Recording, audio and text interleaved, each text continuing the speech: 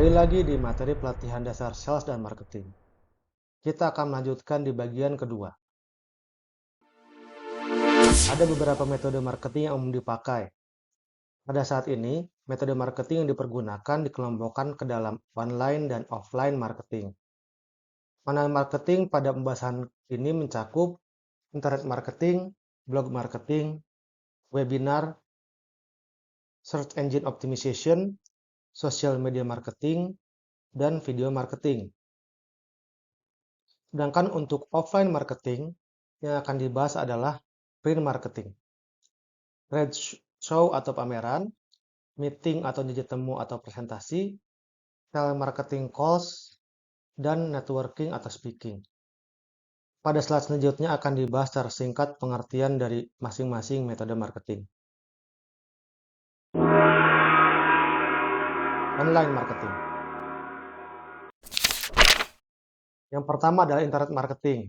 Internet marketing adalah strategi marketing yang dilakukan melalui jaringan internet dan juga berbagai platform online. Contoh platform internet marketing paling jelas adalah website dan email. Jadi, internet marketing adalah induk dari beberapa metode marketing yang akan dibahas selanjutnya. Kemudian adalah blog marketing. Istilah blog berasal dari gabungan kata web dan log yang digabung menjadi weblog dan akhirnya disingkat menjadi blog. Biasanya berupa cerita atau narasi yang bisa menarik atau menggugah perhatian target customer. Pemasaran blog adalah proses mencapai target pasar bisnis melalui penggunaan blog. Awalnya, pemilik bisnis memiliki blog yang terpisah dari situs webnya. Namun pada saat ini, kita dengan mudah mengintegrasikan keduanya untuk memudahkan pengelolaannya, serta memudahkan pengunjung untuk mengaksesnya. Banyak pemilik bisnis menggunakan platform blog yang digabung dengan website. Namun ada juga yang tetap memisahkan untuk membuat pemisahan yang jelas antara engagement dari blog dan konversi perpindahan ke web penjualan. Yang pasti, pastikan update konten blog secara reguler untuk mempertahankan dan meningkatkan ketertarikan dan engagement dari calon audiens atau calon customer. Selanjutnya ada webinar, akronim dari web seminar, atau dalam bahasa disebut juga sedaring atau seminar dalam jaringan.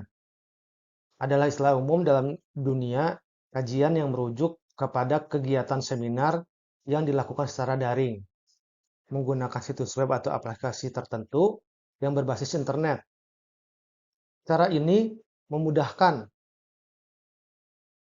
untuk mencapai target audiens atau calon customer. Cara ini memungkinkan pembicara mengisi materi atau membagikan informasi melalui jarak jauh, lewat internet maupun media elektronik lainnya. Webinar sangat berguna apabila sudah ada ketertarikan untuk mendapatkan informasi dari calon audiens dan calon customer, namun secara fisik tidak dapat bergabung dalam satu tempat yang sama.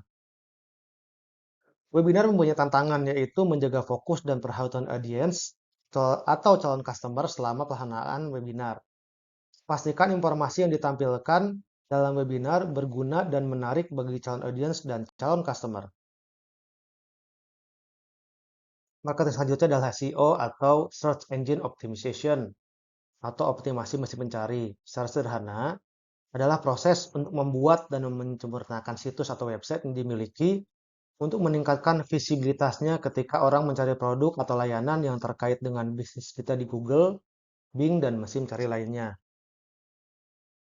Pada prakteknya, SEO berusaha menampilkan website yang kita miliki pada urutan pertama atau sedekat mungkin dengan urutan pertama yang muncul ketika suatu keyword atau kata kunci diketikkan oleh calon customer, ketika mereka mempunyai ketertarikan terhadap produk atau layanan tertentu yang secara potensial dapat dipenuhi melalui penjualan barang dan jasa yang dimiliki perusahaan. Sampai dengan tahun 2023, teknik SEO terutama untuk mengakomodir algoritma Google sebagai search engine terbesar di dunia dengan pangsa pasar lebih dari 90%. Untuk mencapai posisi optimal dengan SEO dapat dilakukan dengan cara organik atau tanpa membayar. Contohnya seperti optimasi keyword pada website, konsistensi posting, dan update konten website. dapat pula dilakukan dengan non-organik atau dengan cara membayar iklan. Kemudian adalah sosial media marketing. Merupakan pemasaran media sosial, yaitu menggunakan platform media sosial untuk terhubung dengan audiens untuk membangun merek, meningkatkan penjualan, dan mengarahkan lalu lintas situs web.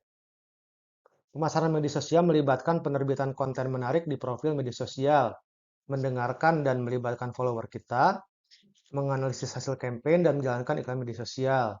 Sebagian besar platform media sosial memiliki alat analisis data bawaan yang memungkinkan perusahaan melacak kemajuan, keberhasilan, dan keterlibatan kampanye iklan.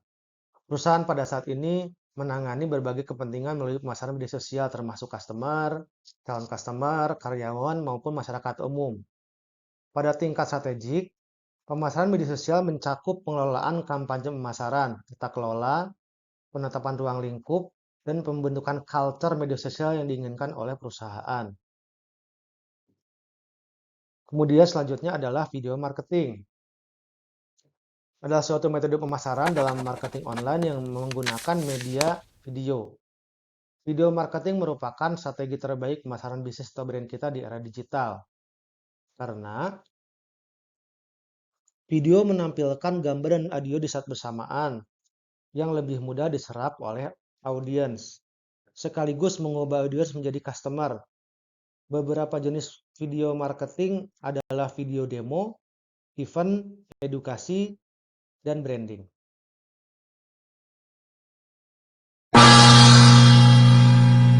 Marketing metodologi offline marketing.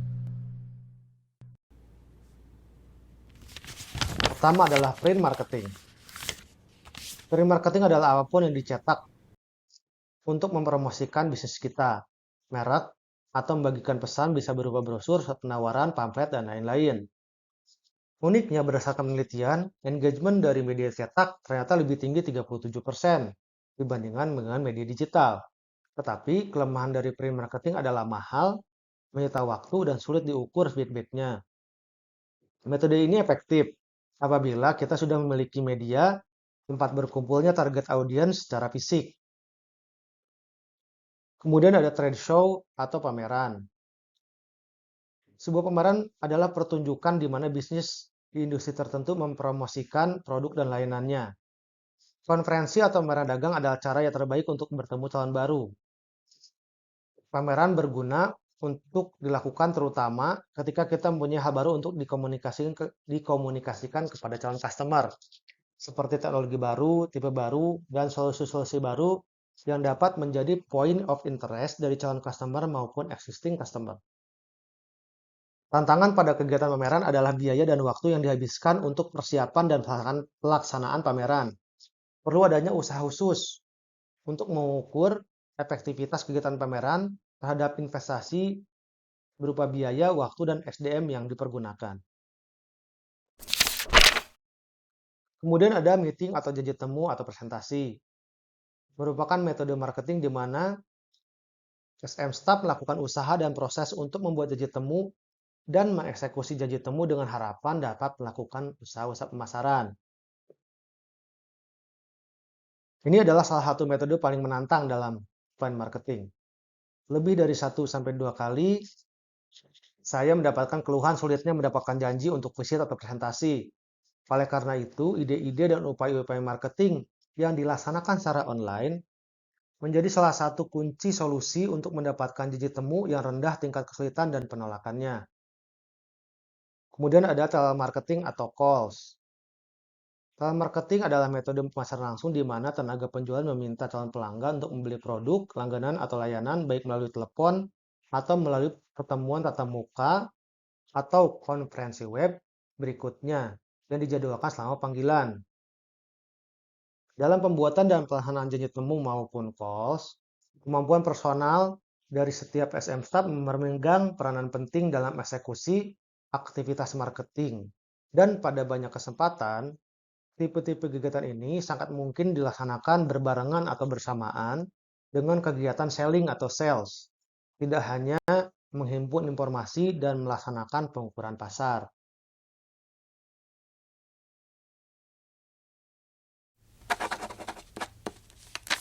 Yang terakhir adalah networking. Networking adalah proses membangun suatu koneksi dan hubungan dengan orang lain. Dalam konteks marketing, hubungan ini memberi masukan atau bantuan dalam bentuk lainnya untuk mengambil keputusan yang berkaitan dengan informasi yang terkait dengan pemasaran dan penjualan. Kegiatan networking termasuk bertukar informasi dan ide yang melibatkan orang-orang dengan profesi, latar belakang, dan minat yang sama. Networking memberikan banyak manfaat. Networking memberikan keuntungan dalam kegiatan marketing, diantaranya pertama adalah update info dan kondisi terbaru lebih cepat dari satu lingkungan pemasaran. Jadi biasanya kalau kita di bidang yang sama, sektor yang sama, informasi itu relevan dan cepat bisa kita dapatkan dibandingkan dengan di luar dari jaringan networking kita. Yang kedua adalah membuka ide-ide baru. Jadi jangan remehkan adanya pembicaraan-pembicaraan dan diskusi. Kadang-kadang dari diskusi-diskusi itu tentu saja harus yang produktif ya, yang kontekstual, itu bisa membuka ide-ide baru yang sebelumnya tidak pernah kita pikirkan. Kemudian yang selanjutnya adalah pertukaran informasi. Jadi pertukaran informasi, peluang dan transaksi itu ya tadi masih berhubungan dengan yang pertama gitu, ada info-info, kemudian perubahan-perubahan industri dan sebagainya, itu bisa saling bertukar dan memperkaya pemahaman masing-masing yang ada di dalam network itu. Yang kedua adalah positive sharing. Nah, seringkali orang yang mengerti dengan semua suka duka atau keluh kesah itu adalah orang-orang yang sama-sama menjalani. Jadi, positive sharing itu bisa memberikan suatu impact yang positif atau efek yang positif sehingga bisa memberikan secara psikologis itu bisa saling berbagi.